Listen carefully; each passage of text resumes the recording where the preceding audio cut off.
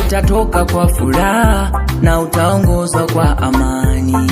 Utatoka kwa furaha na utaongozwa kwa amani. Mbele yako milima na vilima vitatoa nyimbo, hata miti ya kondeni itapiga makofi. Mbele yako milima na vilima vitatoa nyimbo, hata miti ya kondeni itapiga makofi.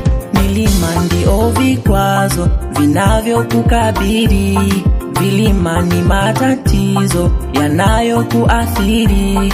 Kuna mahali umeshindwa kutoka, muda mrefu umekaa umechoka, kila siku unahuzunika na ushalia machozi kauka. Umekosa raha na matumaini, umejawa hofu na haujiamini, unaishi hauni thamani, roho yako ipo mashakani.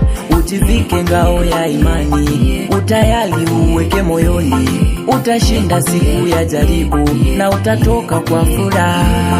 Ujivike ngao ya imani, utayali uweke moyoni, utashinda siku ya jaribu, ndipo utaongozwa kwa furaha. Utatoka kwa furaha na utaongozwa kwa amani. Utatoka kwa furaha na utaongozwa kwa amani. Utatoka kwa furaha na utaongozwa kwa amani. Utatoka kwa furaha na utaongozwa kwa amani. Mbele yako milima na vilima vitatoa nyimbo, hata miti ya kondeni itapiga makofi. Mbele yako milima na vilima vitatoa nyimbo, hata miti ya kondeni itapiga makofi.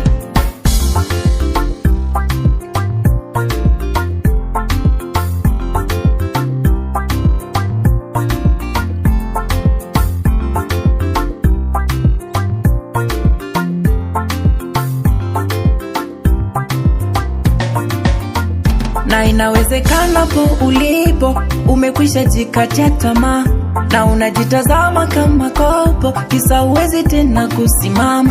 Ila nakuambia ya kwamba umewekewa hatima, amua kuinuka na tena usitishwe na milima. Shetani anakuzuia, anaweka vikwazo usiapate mema. Anza kutembea hatua kwa hatua uwe salama.